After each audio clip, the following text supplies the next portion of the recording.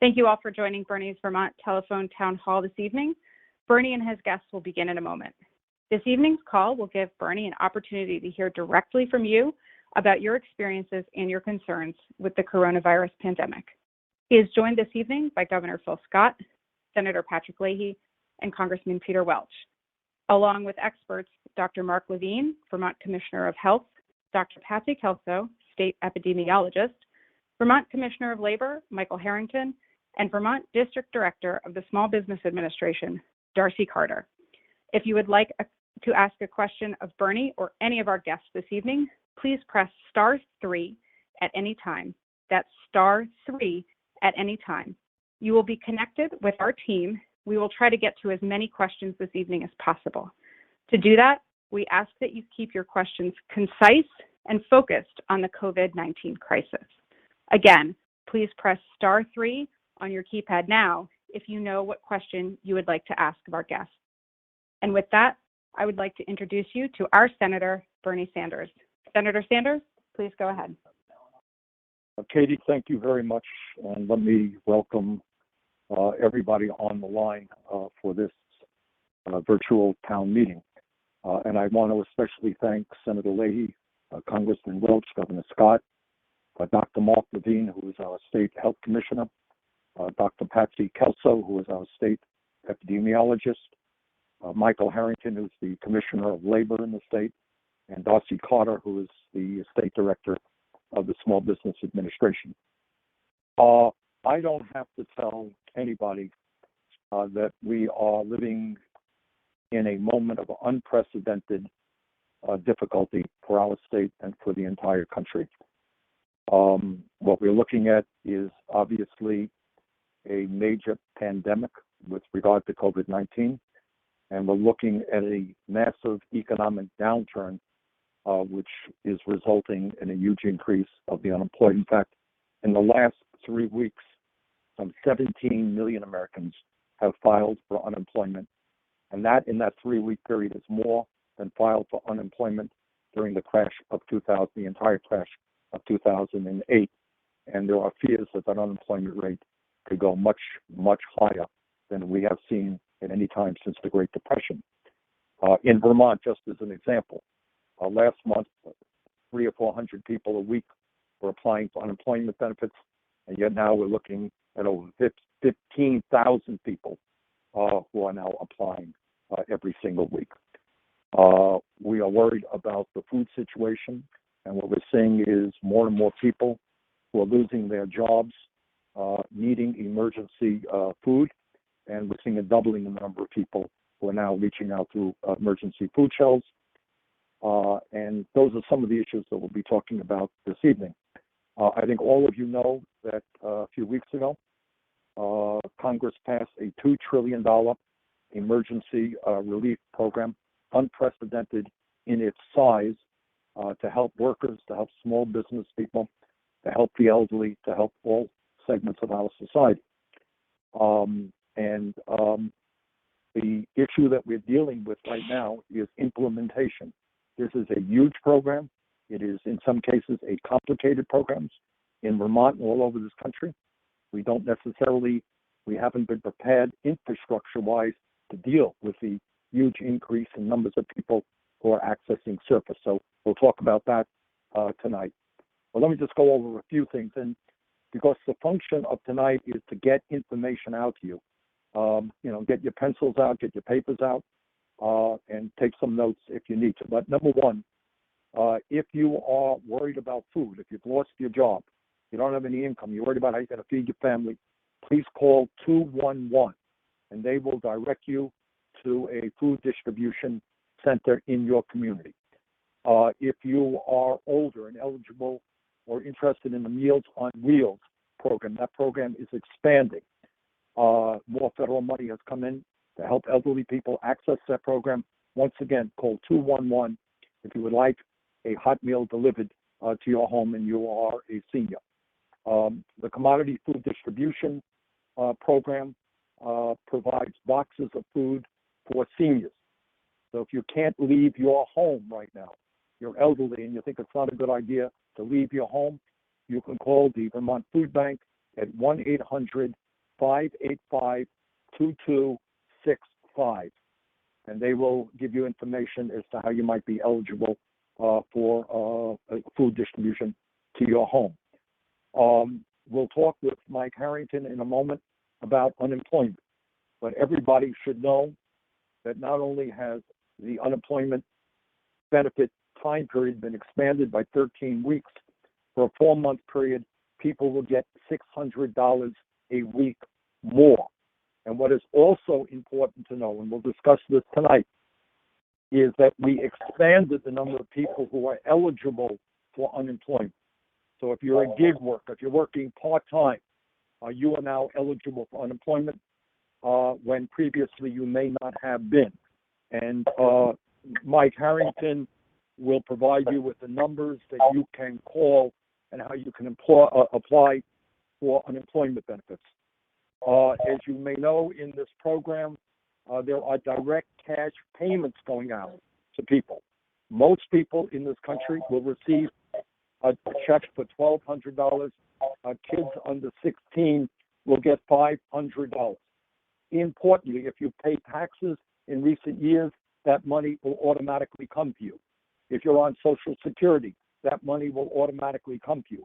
But if for whatever reason you did not pay taxes, and a lot of lower income people are in that position, in the last several years, you're going to have to go to the IRS website to apply. And I think it's a simple application.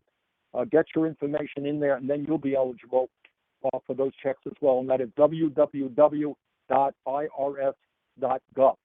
www.irs.gov if you have not filed a tax return in recent years. The small business program is very significant. Some $350 billion are in it.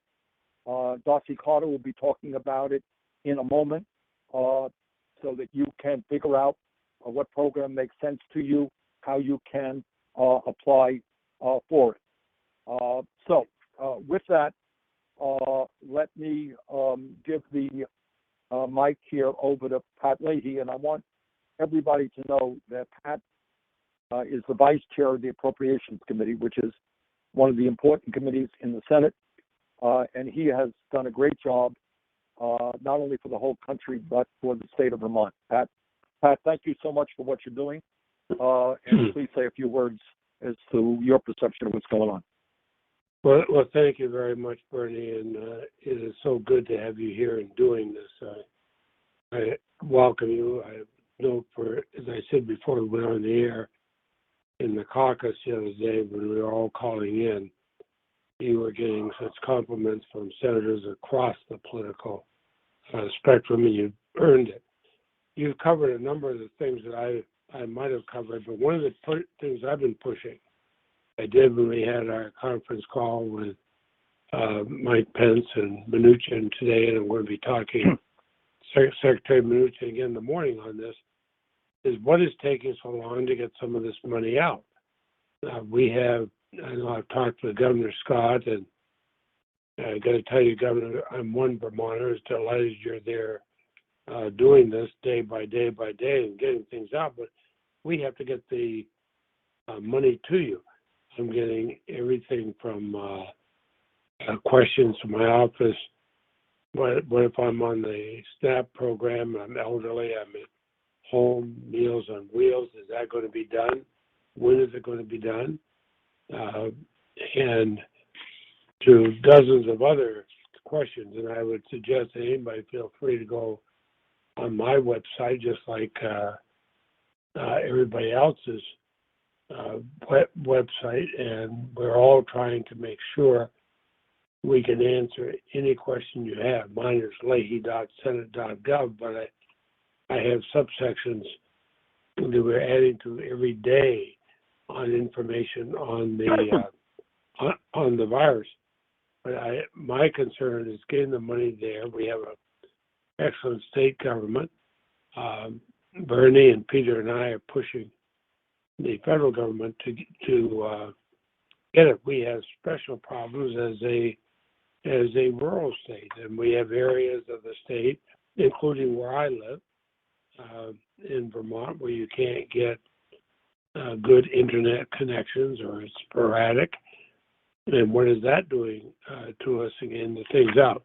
But I'd much rather listen to your questions. I applaud Senator Sanders for doing this, and Congressman Welch. The three of us will work very closely together in Washington to keep the pressure on, keep it out of politics, make sure we're doing bipartisan as we did in the past. We rejected partisan funding and instead we got bipartisan, which every senator, Republican and Democratic, voted for, as did virtually all the House members. That's what we want to do because people are hurting because of COVID.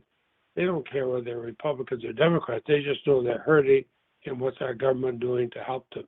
We will do it in the same way we are working with the governor, and you should not hesitate to send any suggestions what's working and what's not working. What's working so we can increase it, and if something's not working, we can improve it. So thank you very much, Bernie. Well, thank you, Pat. And again, let me remind folks, after remarks, the lines are yours. It's *3. Call in with any question on your mind. Congressman Welch has done a great job in the House fighting for Vermonters, working people all over the country. Peter, thanks very much for being with us. Bernie, thank you, and Patrick, thank you. I would just say this, honors. This is something, this pandemic that hasn't happened in our country in literally 100 years. The last pandemic was 1918, and we lost in World War I, which was a devastating war. So this is unusual and really significant. Two things. One, I really want to thank the governor who has to make the hard decisions about practices that we have to take to best protect our health and to bend the curve. And Governor Scott, I support the decisions you've been making. It's really essential. Number two, the consequence of the social distancing is that it really turns the lights off on the economy and creates incredible disruption. And everybody who's complying and being affected by this needs the help that Bernie and I are trying to bring back for our small businesses. We've got to help our farmers, for our hospital, and really for the state budget. And I think what you're seeing on this call is that there's no daylight between the congressional delegation and the governor and his team. Our job is to help Vermonters in every way. And there's going to be hits in the administration of these programs, and each and every one of us wants to work with Vermonters and with our with the administration, the Scott administration, to try to make certain that the benefits of this $0.2 trillion, which is intended to help us get through, does get in the pockets of everyday Vermonters and our small businesses. So thank you very much for letting me be part of this call. Thank you. Thank you very much, Peter. Governor Scott, the mic is yours, and thank you very much for the excellent work your administration has been doing. Thank you very much, Senator Sanders, and I just want to thank you and Senator Leahy and Congressman Welch for your strong partnership in this. It's just we're very fortunate to have such a strong delegation working for Vermont. I feel the same way about the legislature as well. Speaker Johnson, Pro Tem Ash, and I have constant calls and constant communication and just trying to work together, put our partisanship aside and work as Vermonters. And I think that that's going to be the success of this. But I know how difficult this has been for far too many. And there's a lot of fear and uncertainty all across Vermont because of some of the big steps we've had to take here. But I just want everybody to know that none of this came easy. But as I've said many times, public safety has to come first. And like I've done from the start, I'll continue to make decisions based on data, the science, and the best advice from my team of experts, including Dr. Levine and Dr. Kelso. It's really hard to believe that it was only just a month ago that I declared the state of emergency. Seems more like 6 months. And since then, we've done a lot to slow down the spread. We haven't, like not allowing people to visit their family members in nursing homes and hospitals. We've closed schools, daycares, bars, restaurants, and we sent home anyone not involved in essential services. And I get it. This has been really, really hard on you. And most of you just want to know, when is this going to end? When are we going to get back to normal? And I totally understand that. And while I don't have all the answers, and I don't know what the new normal will look like, what I can tell you is I'm going to continue, my team is going to continue to make decisions based on science and data. But I hope you know that the sacrifices you've been making are making a difference. I think there are grandparents and parents and friends and neighbors who are still with us today because you've done the right thing, and you deserve all the credit. But we can't stop now. We can't lift our foot off the gas just yet, because this could change in an instant. And I can assure you, none of us on our end, including the Congressional delegation, is going to let our foot off the gas either. So I want every Vermonter to know just how much we appreciate what you're doing, and we'll collectively, working together, and work every hour of every day to make sure that Vermont gets through this. And we'll win this battle. But not because of any one person or any one action, but because we're united as Vermonters. So again, I appreciate everything you're doing, Peter and Bernie and Pat, but I appreciate Vermonters doing their part as well. Governor, thank you very much, and thanks for the great work you and your administration are doing. All right, now we're going to hear, I think everybody, the governor just indicated, is obviously deeply concerned about the health situation in the state, the rate of growth of the COVID-19, and the folks who are dying, what the future looks like, and also what happens if somebody is feeling sick, if they have the symptoms of COVID-19, how do they get the tests that they need? So Dr. Levine, who is our state health commissioner, has been working day and night on the issue. Dr. Levine, thanks for being with us and for what you're doing. Thank you, Senator. I'll just take a brief moment to provide some perspective for everyone so they can understand the reality here in Vermont and why we have concerns, but also provide some reason for some optimism as well. As the governor was alluding to, it wasn't that long ago that his order went into place. Well, it was March 7th when we announced the first case, and that's literally a month plus a few days ago. We now have cases numbering in the mid-600s, but I want to remind people that we've tested a total of 7,000 plus Vermonters to get to that number in the mid-600s. We've had a number of deaths, unfortunately, mostly in the vulnerable older group. They are at 23 now, and that number has been rather stable for a few days now. When we look at our testing every day, we look at what percentage of the tests are positive. And we've been hovering in the 10 or 12% range, some days going as high as 14% related to some outbreaks. But for comparison, states that are seeing intense activity now, like New York and New Jersey, have positivity rates of 35 to 40%. Our outbreaks have been significant, several nursing homes, and as you're hearing today, one of our correctional facilities. And these are being dealt with quite appropriately with very rapid responses, but nonetheless, they create upward blips, if you will, in the curves of activity of the disease in Vermont. But for the purpose of this call, though I certainly can't ignore these outbreaks, and they are very significant and concerning, for the average Vermonter not living in one of these facilities, we actually are seeing somewhat of a plateauing of activity, which bodes well for some of the modeling we're doing when it comes to looking at surge capacity of our hospitals to deal with admissions, et cetera. And certainly, we are looking at all of our healthcare resources in aggregate and making sure that activity of the disease doesn't overwhelm the capacity of the healthcare system to deal with it. So I don't want to be totally rosy colored here, but at the same time, there is some reason in our general population for optimism and to realize that the stay home, stay safe order that Vermonters are taking quite seriously is really making life-saving changes to the way that we live our daily lives in Vermont, and that these sacrifices are seeming to work at this point in time at that level. So I'll stop there. Great. Thank you. Well, thank you very much.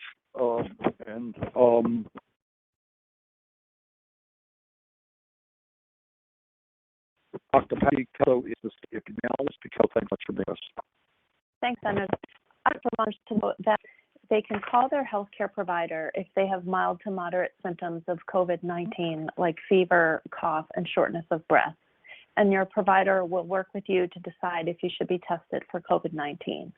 Right now, we do have the capacity to test anyone who has symptoms. If you have a mild case, you can rest at home and drink lots of fluids, just like you would if you had a cold or the flu.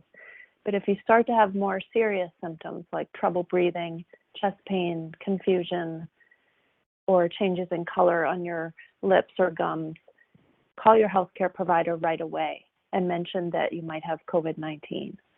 If you don't have a healthcare provider, you can call 211 to be connected to a clinic in your area. And of course, if your symptoms are more serious or life-threatening, call 911. Together, as Dr. Levine said, our efforts do have us headed in the right direction. So let's keep it up. Thank you very much, Dr. Kelso. And now I want to bring on the Commissioner of Labor, Mike Harrington. But Mike, what I would like to ask you is if somebody is out there, just lost their job, how do they apply for unemployment benefits? And if they are not traditionally been eligible for unemployment, what do they have to do to get into the system right now, if you could? Great. Thank you, Senator. Thank you, everyone. Let me first say, certainly we recognize what a difficult situation this is for everybody. Please know that the department is not sitting back taking this lightly. We have all hands on deck and are every day trying to figure out how to do better than we did the day before.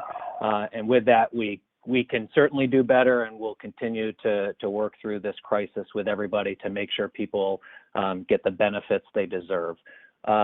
With regards to your question, Senator, for those people who need to file a claim, and because they've been laid off, the first thing they need to do is open a claim for the week they're in, for when they lost their job, and they can do that in two ways. The easiest way is electronically by going to our website, clicking the link on the banner that runs across the middle of the page. It's red, and it just says establish your initial UI claim.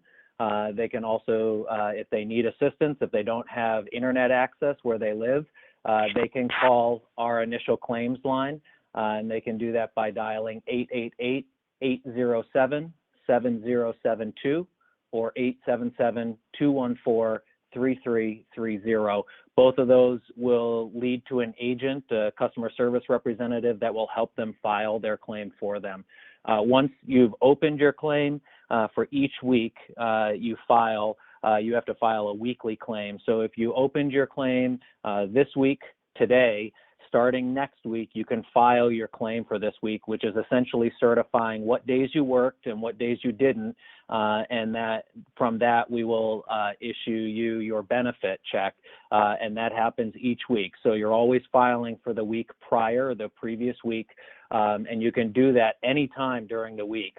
What we run into is many people on Sunday all rush to the computer to file their claim, but they can file at any point during the week for the prior week. And the best way to do that is using our automated phone system, which is a 24-hour automated line, and that is 1-800-983-2300, 800-983-2300. They can also file online through our claimant portal, which is on our website at labor.vermont.gov. As long as the claim is filed correctly and completely, it should move through the system relatively quickly, and following a weekly claim, we're usually able to pay benefits in 6 days or less. I will say, and I'm sure there are many people listening out there that have said, you know, I've filed and I haven't received check yet, or I haven't been able to get through. We have a number of steps we're taking even over the coming days, including expanding our call center. And even bringing on a vendor to assist with that. We're also creating these special teams or special units that will start with clearing issues on claims that are preventing payment. And so our hope is that over the coming days, we'll be able to hammer through the backlog we have and make sure people are getting paid timely. Once the issues are cleared, the payments will go through, but because there are so many issues on claims that we have right now, that is what's causing people to have to call in, and that is where we get the log jam on our phone line. Okay, Mike, thank you very much. I know you have you're carrying a heavy load on your shoulders there. Let me introduce Darcy Carter. Darcy is the Director of the Vermont Small Business Administration. Darcy, thanks for being with us. Thank you, Senator, and good evening to everybody. If you have a small business or if you're a nonprofit, if you are a sole proprietor, an independent contractor, we have two main programs for you as part of the CARES Act that we want you to take a look at. They can be very helpful. One's called the Economic Injury Disaster Loan, and you apply for that right online at sba.gov. It's a short application, and there's no fee to apply. There's no obligation to take the loan. One of the important features is that it has an up to $10,000 advance that does not have to be repaid. You might have heard of this as a grant also. So that's the one you want to apply to directly at SBA, the Economic Injury Disaster Loan, also called EIDL, E-I-D-L. The other one is called our Paycheck Protection Program Loan. That one you will go to your bank or your credit union to apply, and they will walk you through what they need. And this is basically trying to help you replace about 8 weeks of your payroll so you can bring your people back or retain them, because we know that that's been very challenging during this time. So I know there's been, some questions because of the high volume. I want you to know that we're here in Vermont. We've got a team of 6 people, and you can call 202-868-7055. Again, 202-868-7055, and we will get back to you very promptly. That's promised. So good luck to all of you, and we're here to answer any questions. Darcy, thank you very much. Okay, Katie, I think we are ready for questions. Excellent. Thank you, everyone. Just another reminder that if you have a question for any of our speakers this evening, to press *3. Also, as we move to questions, please listen for your name and town and be ready to ask your question when we take you live. So our first question this evening comes from Paul Brown. Paul Brown, you are up next. We know you have a question about individuals who are maybe hungry and experiencing homelessness. Paul, you are now live on the call. Thank you all. Oh. You can hear me, right? Yep. Yes, we can, Paul. Okay, well, I want to thank everybody for what they're doing.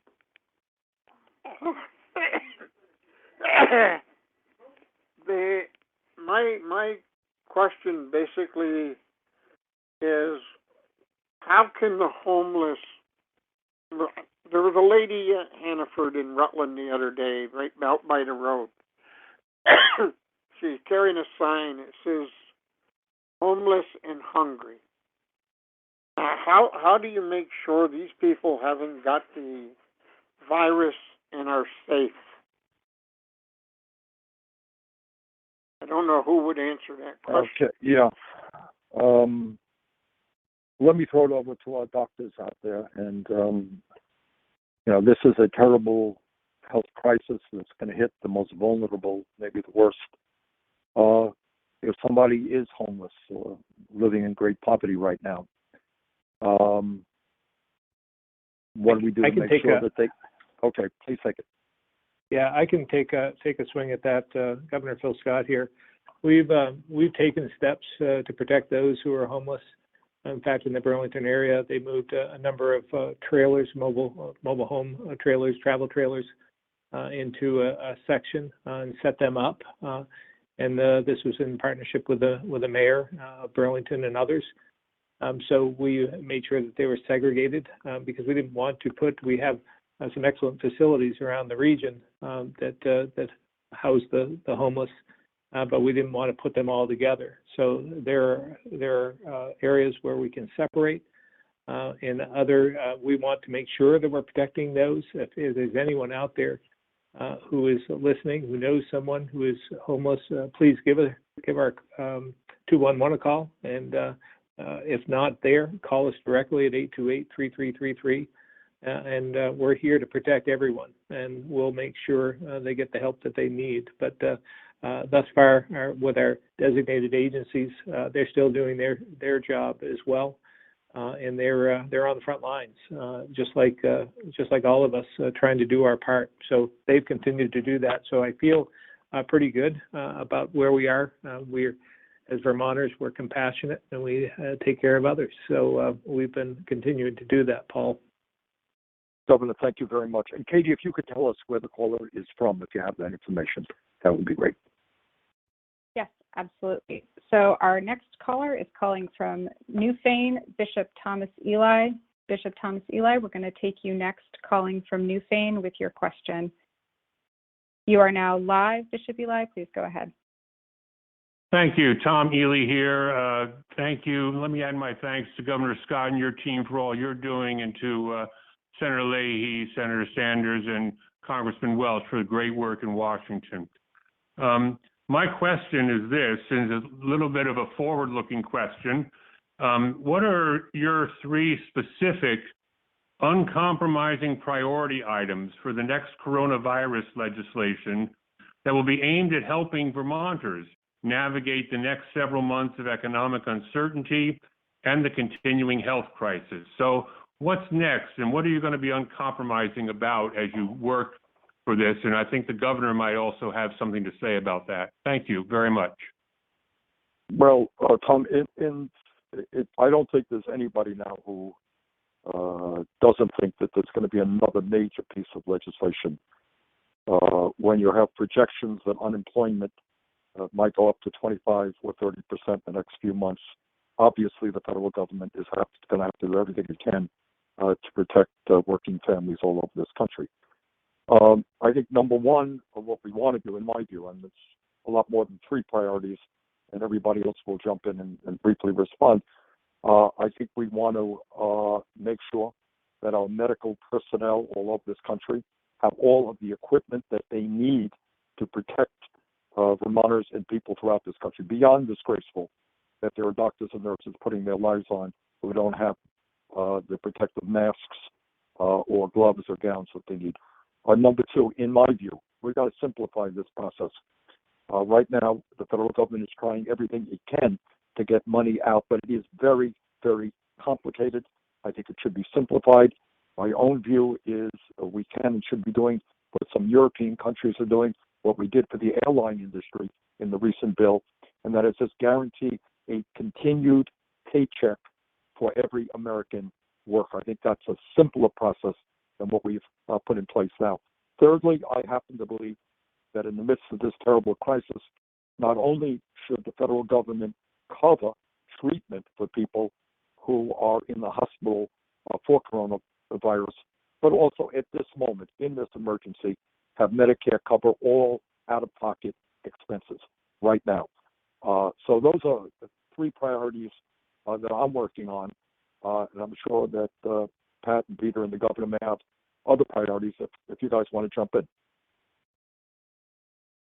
I'd like to jump in just for a moment. Bishop, it's Patrick. Good to hear your voice. I miss seeing you.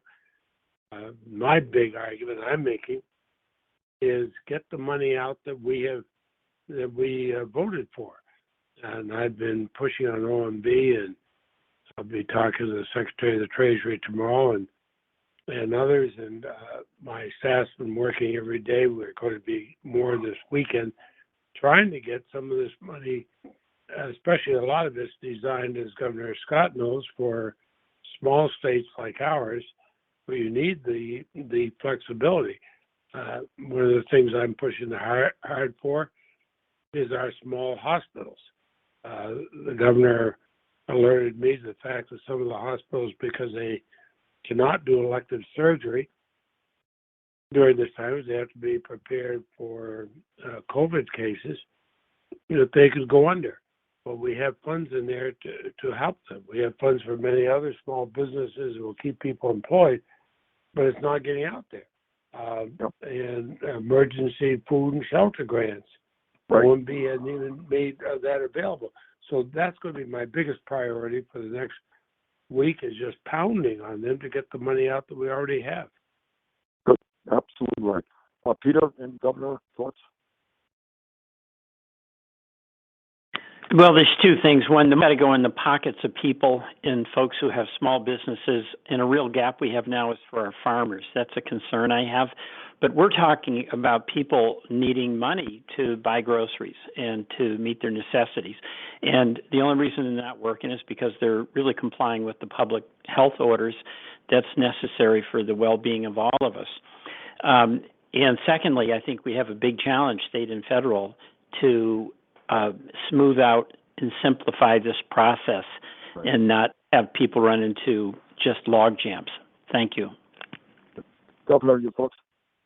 Yeah, well, keep the money flowing. If we can continue to put money in the hands of the workforce, the blue-collar workers who are struggling to get by today, that will help with the unemployment and some of those payments until we get through this. As you know, we're going to be facing some huge budget gaps here in Vermont. As a result, we have virtually no revenue coming in at this point. We were doing pretty well until the third or fourth quarter of the year. So we're going to be challenged. If we don't have those dollars, we can't take care of the most vulnerable. And so that's going to be an issue. We're going to have a depletion of the unemployment trust fund. Again, we were in pretty good shape going into this. We had $500 million in our trust fund.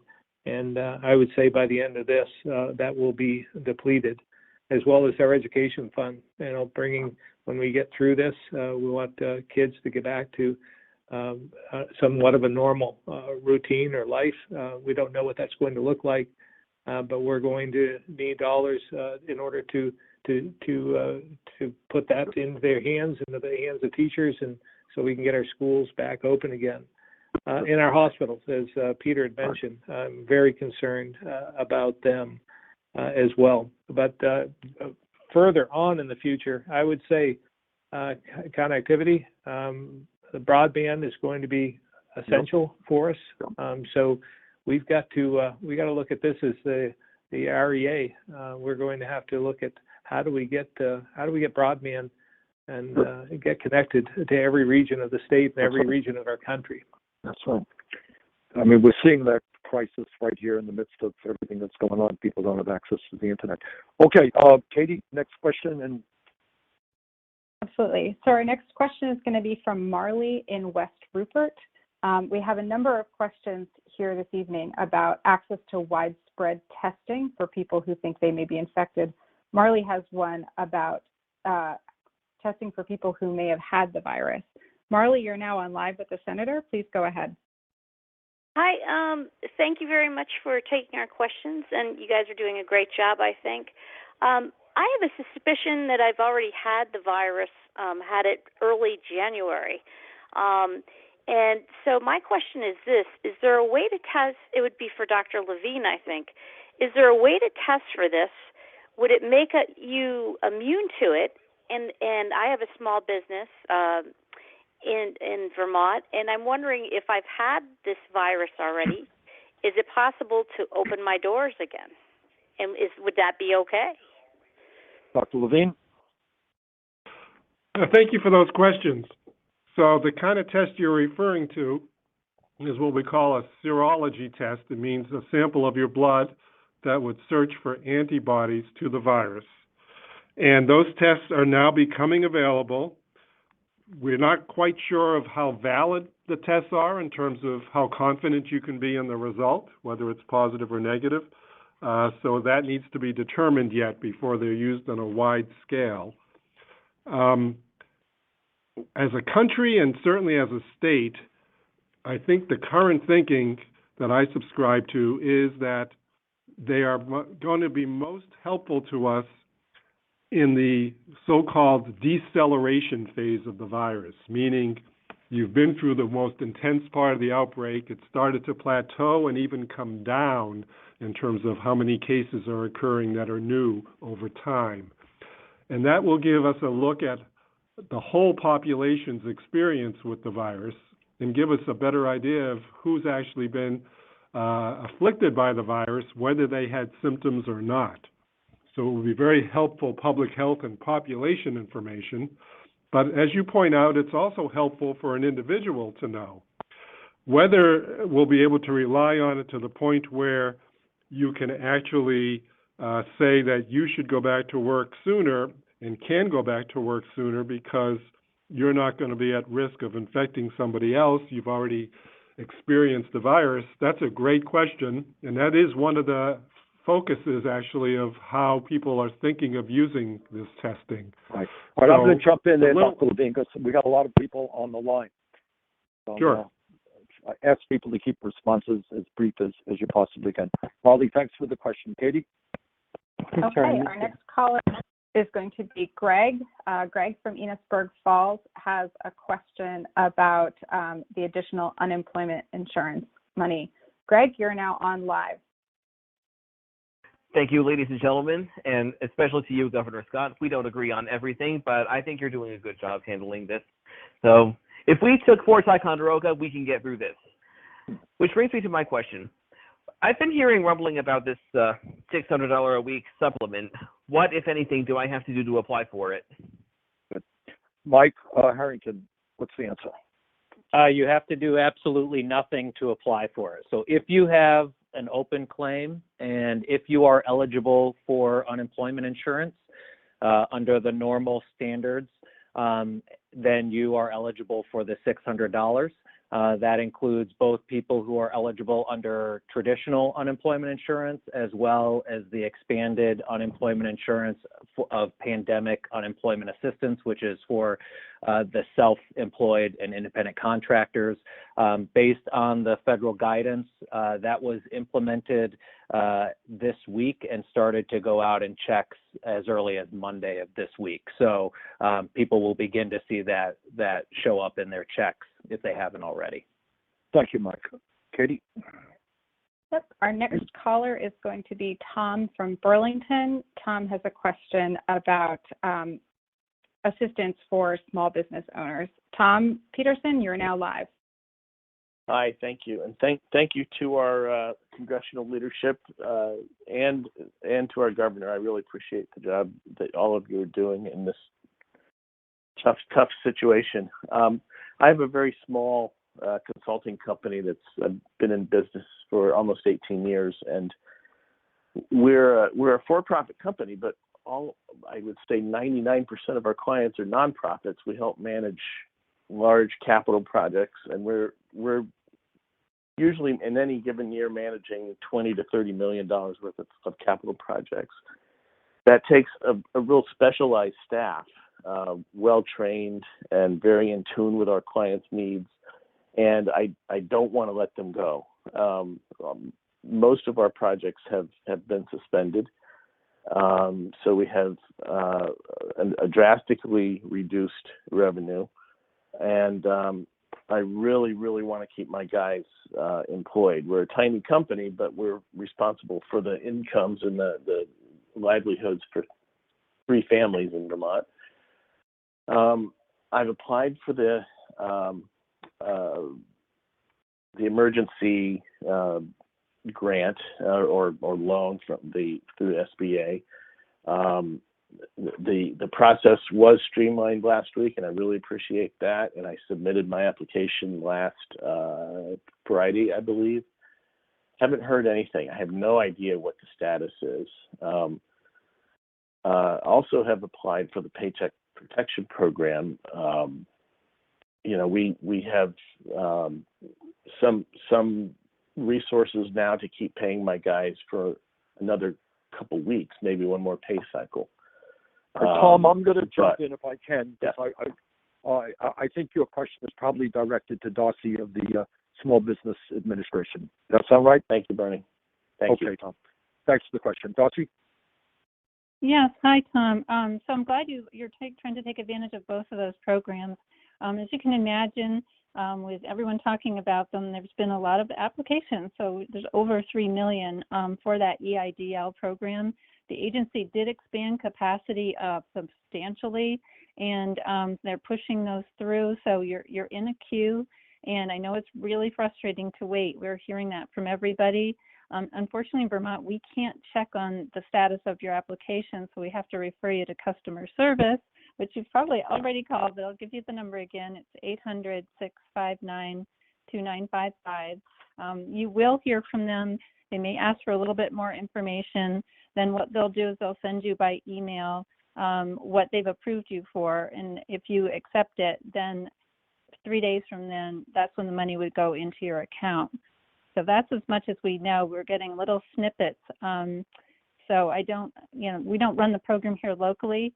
So I know that can be frustrating while you wait. But if you can imagine, this is a real global or national scale of a program that got stood up really a couple of weeks ago. So hang in there, please, and don't give up on that one.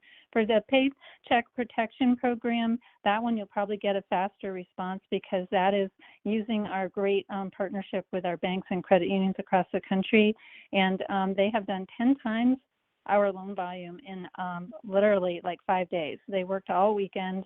Everyone that's involved, we have new lenders that are getting on board as well. So I feel confident that that one you'll see probably quicker, just because it's locally being managed by our banks here. So, but if you have any questions at all, please email me. It's darcy.carter@sba.gov, and we can figure out any questions that you have. Darcy, thank you. And Tom, thanks for the question. Katie? Thank you. So we have a lot of questions, Darcy, about the Paycheck Protection Program loan. So I think we're going to take one now from Michelle in Warren. Michelle in Warren, you're on live. Hi, thank you for taking my call.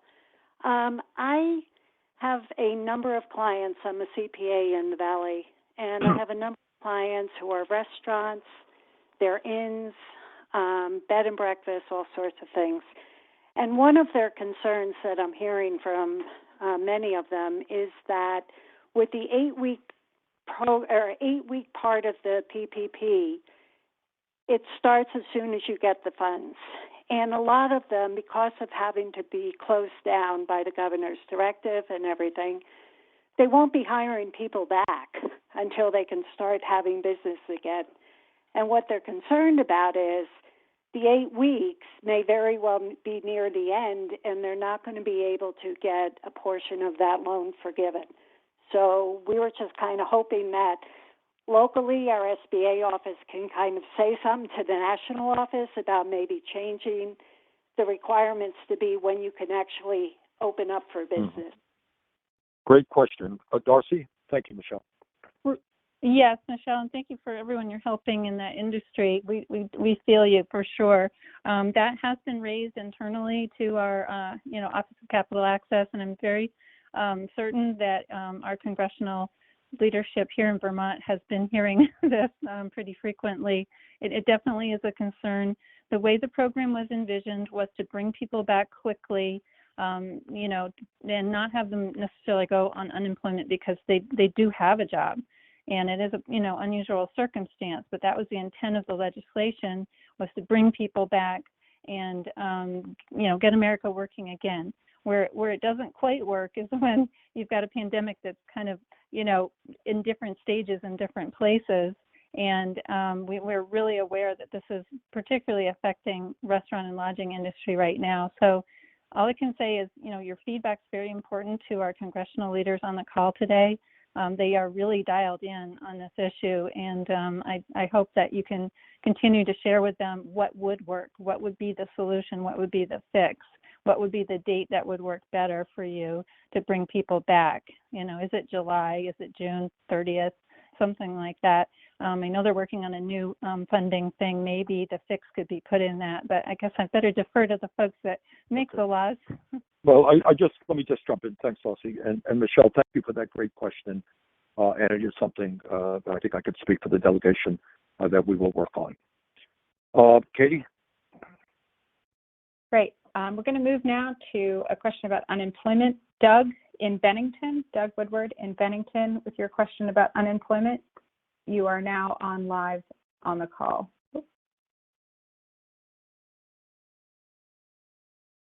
Doug, are you there? Yes, I am. Can you hear me? Yes, we can. Oh. Please go ahead.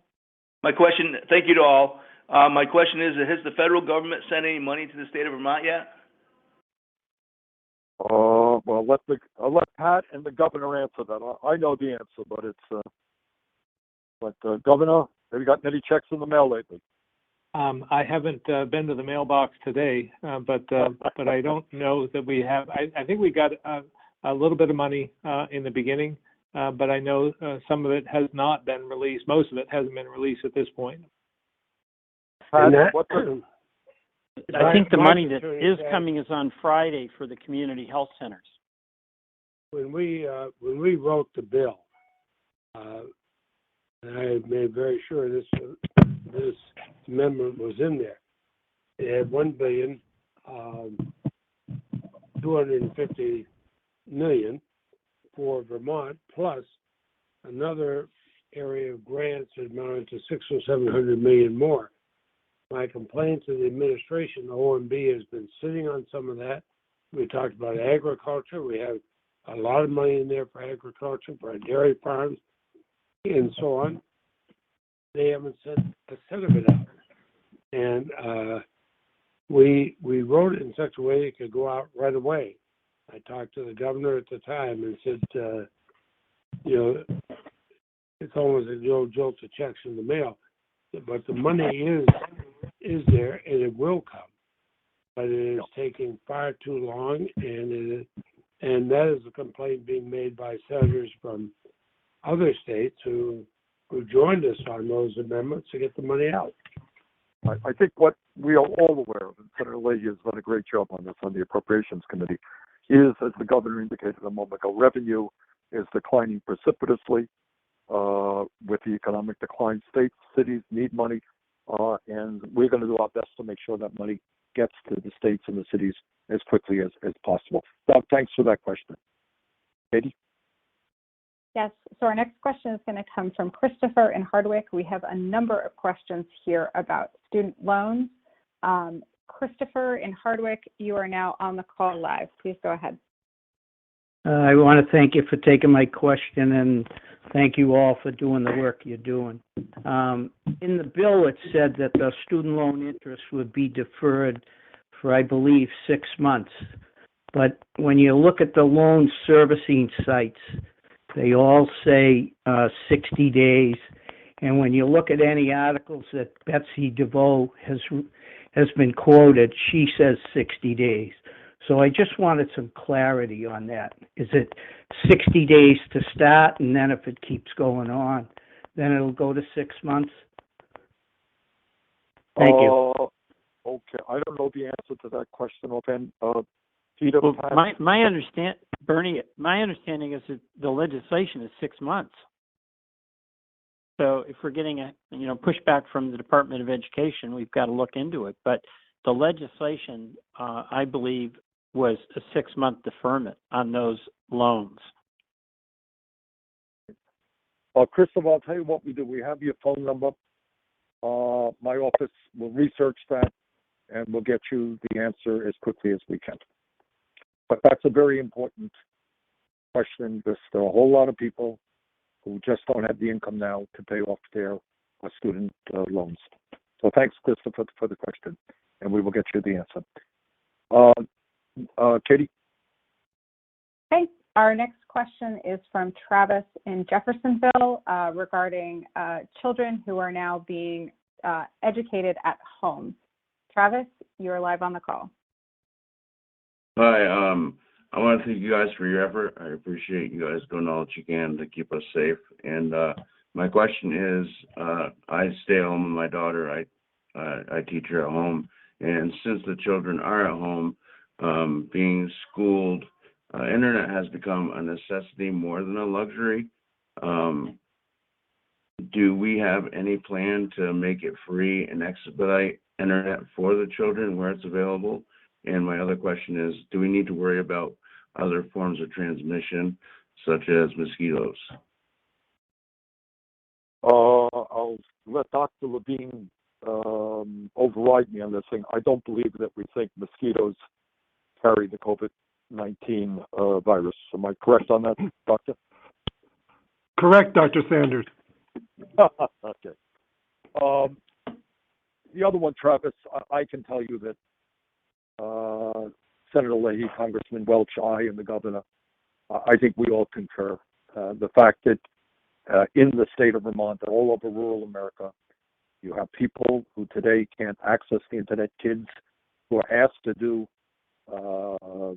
homework and their assignments, and they can't do it because of the internet, is really quite disgraceful in the richest country on earth. So I think, again, if somebody wants to correct me, but I think I speak for all of the elected officials here in saying it's an outrage, and we have got to do everything we can to have a high quality, affordable broadband in every community in America. I don't hear any corrections on that one, so I think we're all in agreement on it. But Travis, very important question. Thank you. Katie? Okay, thank you very much. So we're going to move into a couple more questions about healthcare and testing. We have Rory on the phone from Brattleboro, who has a question about availability of testing. Rory, you're now live on the call. Good evening, gentlemen. My concern is this: it seems that everything we're doing, is very good, seems very reactive. And my concern was that there wasn't enough testing out there, which would be a proactive measure, because we don't know where the virus is and we don't know where to allocate our resources without knowing where the virus is. So what steps are being taken to facilitate testing of everyone? All right, Dr. Kelso or Dr. Levine, you want to jump in on that one? Sure, I'm happy to, Rory. You're absolutely right. Especially at the beginning, we didn't have enough tests. We didn't have enough reagents and supplies to test everybody that we wanted to. But now the situation has improved a great deal in Vermont, at least. We have the supplies and reagents that we need to get testing done. And we're encouraging people to call their healthcare provider if they have symptoms that might be due to COVID-19, because providers can order the test for anyone that they would like to test. And Dr. Kelso, if somebody does not have a provider, what do they do? What can they call? Who do they call to get a test? You can call 211 and they can connect you with a clinic in your area who can get the specimen collected, and there's no charge for the test. Good. Thank you very much. Okay, Rory, good question. Thank you. Katie? Okay, our next question here is coming from Bill Fulton in Underhill, who has a question about farmers and the disaster loan. Bill in Underhill, you're now on live on the call. First, I would like to thank you guys all for making this venue available. I have two questions. One is for our federal side and Darcy. The economic injury disaster loan is not available for farmers at all. I would like to know what the federal representatives feel about that, and whether or not Darcy at the SBA, if you guys are going to fix that. My second question is to the governor. As an emergency management professional, which is what I do in my other job, because most farmers in Vermont have to work two jobs, I signed up for the volunteer list about a week ago, and I've had interest from New York and California, but Vermont has not called me back yet. So are you guys going to actually execute the volunteer list? And those are my questions. All right, why don't we start with the governor first, and then we'll go to the agricultural question. Governor? Yeah, first of all, thanks for signing up. We do want to put out a call for volunteers. I will make sure. I don't know what the turnaround time is there, but we were trying to get the number of names together and the amount of people in reserve. But we've been fortunate thus far, I will say. I mean, we built up our surge capacity. We put in a 400-bed surge hospital in Essex and another surge site in Rutland, but we haven't had the need at this point. So we're just collecting names at this point and hoping that we don't have to use you in some respects. But I will make sure that I will follow up on that and see why you haven't at least received a call back, if that's what you have. You heard back from anybody at this point? No, not at all, sir. Okay, all right. I'll make sure, I'll find out why you haven't heard back from anyone. Okay, on the ag. Could I add into there too? We've in appropriations, we've been pushing to have the ag sector included in the so-called EIDL loans. It should have been before. We're going to push like mad to have it in there in the future ones. In fact, the bill that we proposed today on the floor, and Mitch McConnell objected to it, has a provision to make farmers eligible. On our side of the aisle, we're all united with that. I think we can find a number of Republicans who agree with it in the next bill. Good. I don't have to tell anybody. We all know that our farmers in general are hurting. Dairy is in terrible shape, and any help we can get to family-based agriculture will be enormously important. Pat, thanks for your work on that. Katie? Okay, thank you very much. So our next call is coming from Richard in Springfield. Richard in Springfield is an independent contractor and has some questions about what options are available for him. Richard in Springfield, you're now live on the call. Thank you, and thank you all for doing this for the citizens of Vermont. I have 6 salesmen and myself. We're on commission, and of course all the stores are closed. We're on 1099s. I file for the PPP and also unemployment. And I'm just wondering if the PPP is going to void us getting unemployment, if we're going to be paying, hopefully, some of my salesmen their salaries or their commissions.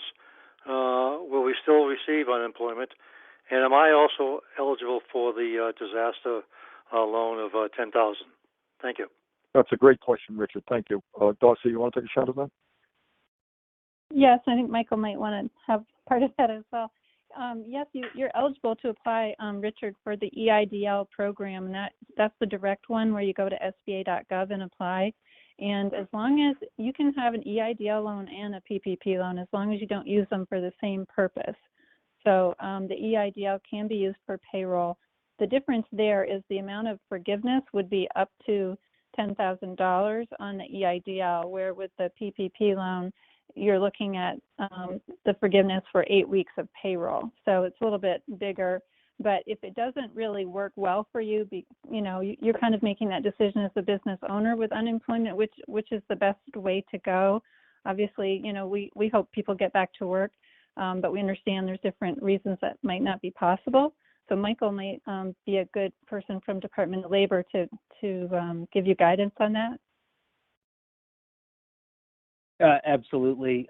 The biggest thing is UI is really, and eligibility is really based on wages and loss of wages. So if your employees are continuing to earn a full wage and are continuing to work full time, if there is work still being done, then no, they would not be eligible. If they are not working but earning wages, then the question would be, are they earning partial wages or full wages? And if there's partial wages, then yes, they may be eligible. Maybe not for the full amount, but for a partial amount. And if they are eligible, then they would still be eligible for that $600 as well. Okay. Thank you very much, Richard. Katie? Thank you, Richard. Our next question is coming to us from Debbie in Alburgh. Debbie has a question about unemployment and health insurance. Debbie, you're now live on the call. Hi, can you hear me? Yep. Okay, Yes, thank we can. you. I wanted to thank all of you for doing this. With the extra $600 that's taxable from unemployment, how are unemployed people supposed to pay for health insurance when they get the tax assistance to help pay for the insurance through Vermont Health Connect without losing it or having to pay it back? Who wants to take a shot at answering that one? I'm trying to understand it a little bit better. So you mean if you receive your unemployment and the $600, your question is whether you have to pay for your insurance on Vermont Health Connect? Am I understanding that right? Well, getting the $600, you get assistance. We get assistance through Vermont Health Connect, and with the extra $600, that may put us over income. I see. Oh, I see. I got it. Okay. So how do people that are unemployed, when they get the $600, right, without having to lose insurance or having to pay it back, how could? Yeah, that's a real interesting question. I don't know if I don't know if we've contemplated that, but I can check with our Human Services Department, DEVA, and find out whether you would or you wouldn't. So again, if we can get your number, we can get this from Katie, and we'll get back to you on that specific question. Okay, thank you. Thank you. The answer is obviously you should not lose your health insurance because you're in the middle of an emergency and you got an extra check. But I think it's something that needs to be verified here. I don't think it's a question of losing the insurance. It's just a question of if you go over a certain amount, whether you have to pay it back or not, because they're getting subsidy for it. So we'll look into it. Correct. Good. Thank you. Thank you, Debbie, for your question. And as Senator Sanders said, we'll have someone get back to you with some assistance on that. So our next question is coming from Rita in Manchester. Rita has a question about assistance for senior citizens. Rita in Manchester, you're now live on the call. Okay. Hi, everybody. Thank you so much for all you do. I'm calling about seniors from a particular perspective. So I've heard tonight about various things that are being done for seniors that I wasn't really aware of, and I'll check those out later. What I'm mostly concerned about is what measures might be thought of, economic measures that are planned for seniors in the future. Many senior people have spent a lifetime of saving money, and they've thought about, they've been cautious about it. But right now there's an economic downturn, and when it should ever happen that we're going to come back to normality, they are really going to be hurting. Are there any thoughts on how to ameliorate this in the future? Thank you. Well, the answer is you're absolutely right.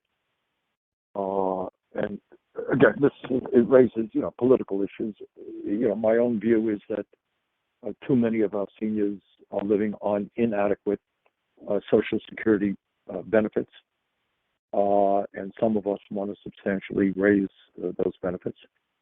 I worry that many seniors are having a hard time paying for the cost of prescription drugs or the cost of healthcare in general, despite Medicare. And that's an issue that we want to look at as well. So to answer your question, Rita, I think there is an understanding that millions of seniors are struggling today in a variety of ways, and that it's an area that we have to pay a lot of attention to.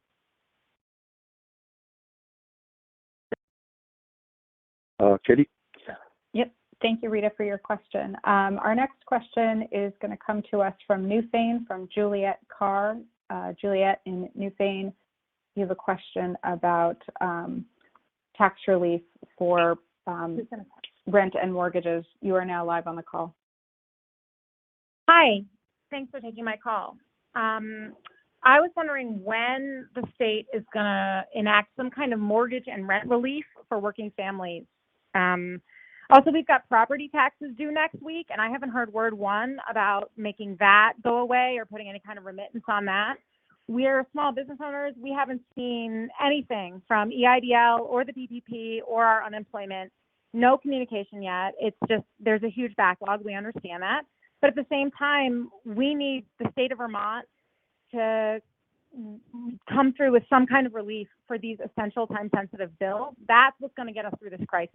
It's not promises of money coming in 3 months or 6 months. It's getting these immediate bills off our backs and off of our essential employees' backs so that we can keep working and so that we can get back to work. Okay, Julia, thank you. Governor, you want to take a shot at that? Yeah, I'll take the first response on the as far as the evictions. We're working with the legislature right now. They're working through a bill. Obviously, this has a ripple effect across, goes much further than the initial making sure there's no foreclosures or evictions. But then, you know, if you're not paying, let's say you're renting and you're not paying your landlord, then your landlord doesn't have the money to pay the mortgage and so forth, and some of their bills as well. So there is a ripple effect here. So I know I've been working with the legislature on this. I believe that and I said that we would put something in an executive order if we couldn't get something worked out, but we're trying to work with the legislature to make sure that we're working in unison on this. In terms of the other, again, the PPP is something that I'm hearing there's a quick turnaround. I heard someone directly yesterday who had received their approval in short order. So hopefully you'll get that word as well. I know that that's the most immediate way to help you, is to get money in your hands in some respects. But I just want to make sure that, and I know people are desperate at this point. It's been 4 weeks since the state of emergency went into place. We're facing something we've never faced before. There's no playbook here. And we're working our way through it diligently. Everyone's working 24/7 trying to make sure that we get all the programs in place and work our way through this and get money in the hands of those in need. But it's not instantaneous. Everyone's just trying to do their part. And again, I know that's no consolation at all, but I can tell you that we're working on the eviction foreclosure issue, and I'm sure that the PPP, the SBA loans will be coming into place. But I would say, while I'm on, for those of you listening, this isn't it's $350 billion available, and that sounds like a lot of money, but it's first come, first served. So anyone that who can will qualify or thinks they will qualify should make application immediately, so you get in line. And even if it's not for this first round, there may be another round coming, and your application would be put into place. And maybe Darcy could answer some of that as well.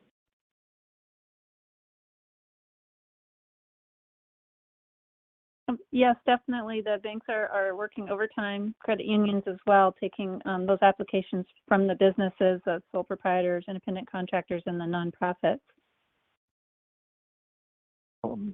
Julia, thank you very much for the question. Katie? Thank you. Our next question is coming to us from Wolcott. Leanne Lee has a question about essential workers. Leanne and Wolcott, you're now on.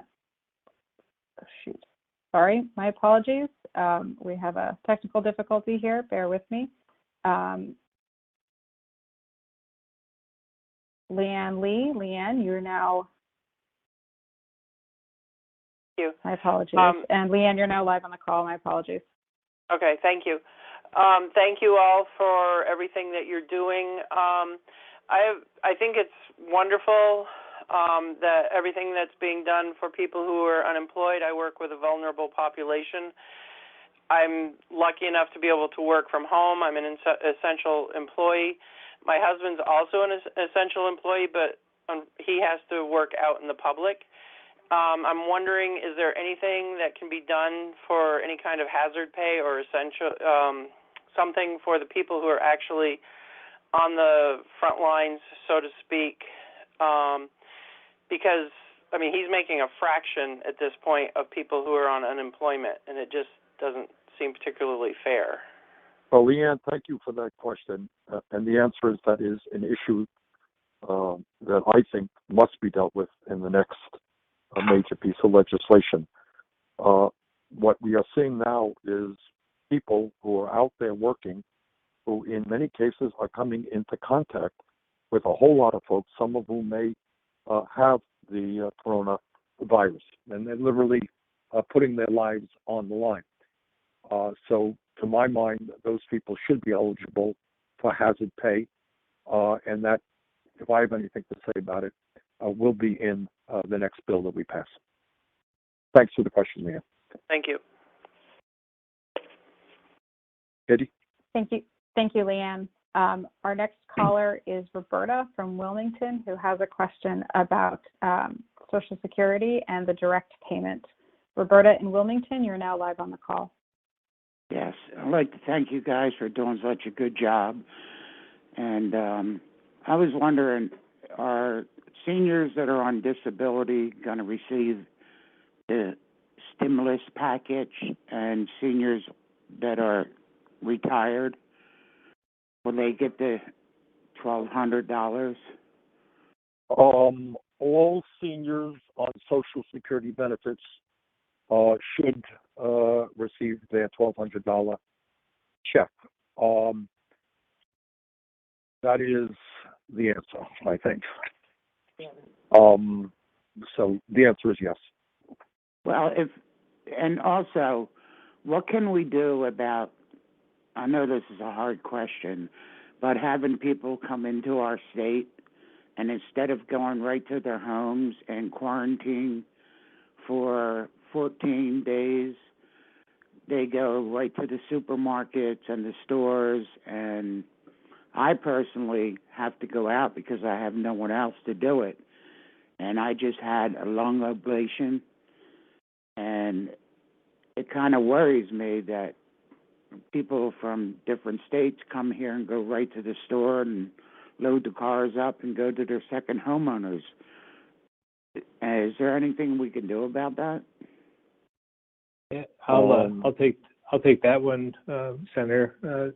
We can't turn this into an us versus them situation. We have a boundary between us, one state to another, but we're all in this together. We're all one country, and I understand your concern. I did put into place guidance. If you come into our state, if you're going to your second home, we'd prefer you to stay home rather than come to the state.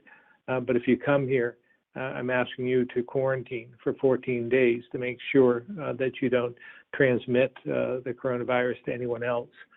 I think your concern is that once they get here, they go to the store, and then it could be transmitted at that point. But we can't close our borders off. We're better than that, and we'll get through this together. We just have to make sure that we pull in the same direction. So I'm confident with all the steps we put into place, all the protections we put into place. We're in better shape than many other states, and we just have to continue on this path. Okay. This may not be totally practical everywhere, but I know a store near where my daughter lives. They have started saying they don't want you coming in the store. You can call in with your list or email them with a list of things you want. They give you a time, like 10:05. You pull up out front. You got your credit card. You've already paid for it online. Your bags are there, and you take them. It's an awkward way, but it's a heck of a lot better way than people bumping up against each other, whether they're from the neighborhood or from outside or from another state. Mm-hmm. Thanks, Ben. Okay, Katie, I think we are maybe running out of time, so maybe just a few more questions. Katie? Yep, absolutely. So our next question is from Mike in Mendon. Mike has a question about loans for small businesses. Mike in Mendon, you are now live on the call. Well, thank you, and thank you everyone for what you're doing. My question is referencing the PPP program, and Darcy Carter would probably field this. Has there been any thought since my impression has been there's barriers to facilitating the processing of these business loans? And has there been any thought to enlarging the universe of preferred lenders to include some of the small credit unions, small local banks in Vermont that could at least temporarily process and approve these loans? Great question. Darcy? Yes, Mike, definitely. We are adding new lenders, and we're getting calls from, small, very small banks and credit unions interested in joining, and they're definitely eligible. They are regulated organizations, and they're like the first line of new folks that can come on board and do these loans. And then there's another group behind that just got a new application to join, and they're even looking further out to other ways, I think through the Federal Reserve, to expand the capacity so that the money can get out faster. So in Vermont, pretty much everybody is participating except for maybe really tiny, credit unions that don't do any business lending now. So I think you should feel pretty good. Our state's well represented in the program. Okay, Mike, thanks for that. If I might add in there, I've talked with lenders throughout Vermont. They want to do more if the money is available and they can. There was a huge rush on the PPP program, as you know, when it first opened. We have a group of us in the Appropriations Committee, and I'm hoping it can be a bipartisan group trying to expand the PPP program because, as Darcy says, we can design it to work for a state like ours. It might be entirely different in a large urban area, but we have to have the money there so we can do it. Thank you. And Mike, thanks for your question. Katie? Okay, our next caller is coming to us from Williston. Eric in Williston has a question about testing. Eric, go ahead. Yes, thank you for taking my question. It was a two-part question, but someone brought up the second part already. I've been watching the spread of the coronavirus for almost 2 months now, and I see that New York and New Jersey and Massachusetts, the hotspot areas, aren't really testing fast enough, and I don't know on a national level, Congress, whatever, what can be done to speed that up, because as a neighboring state, it will ultimately affect us. Dr. Kelso, Dr. Levine?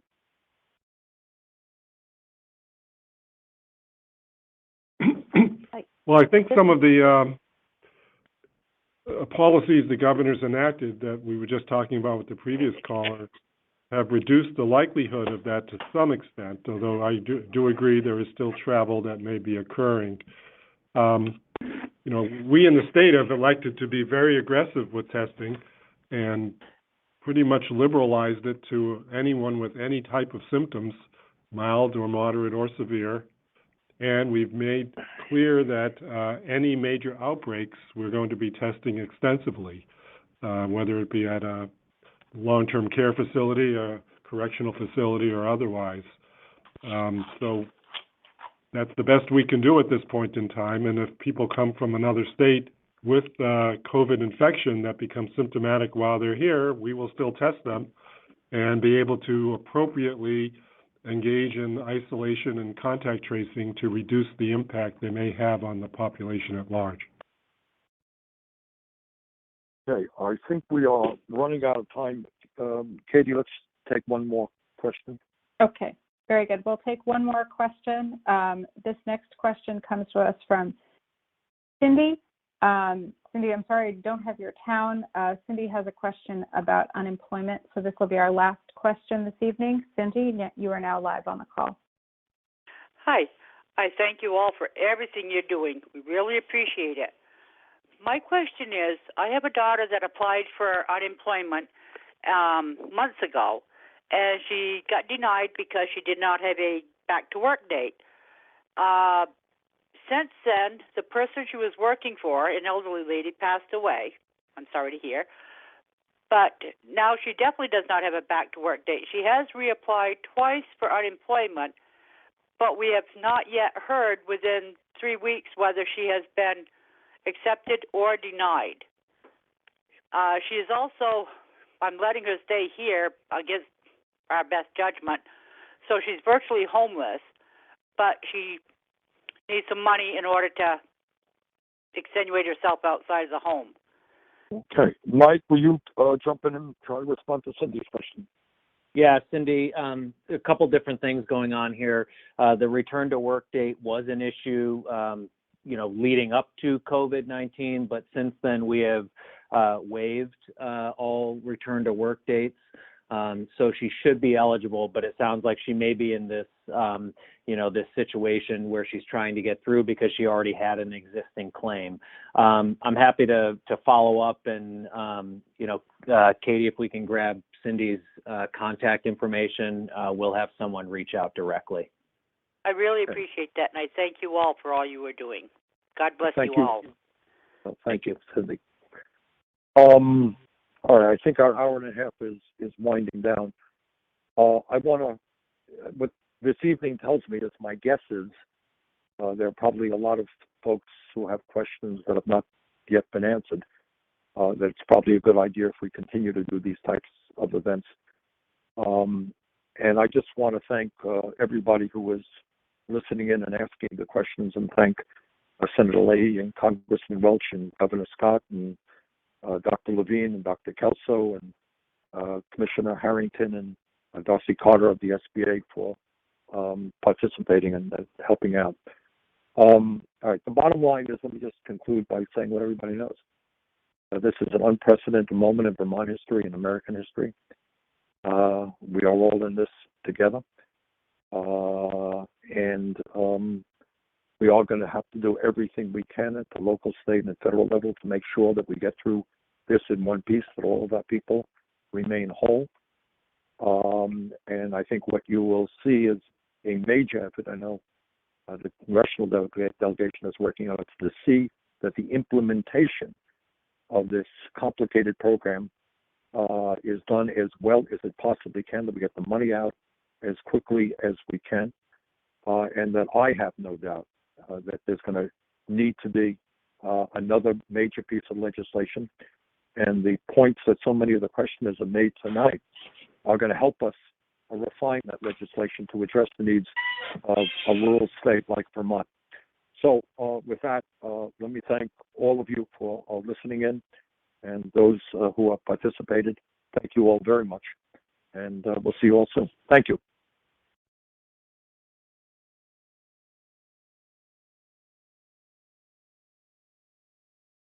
The Access Live event has ended. Thank you for calling. Goodbye.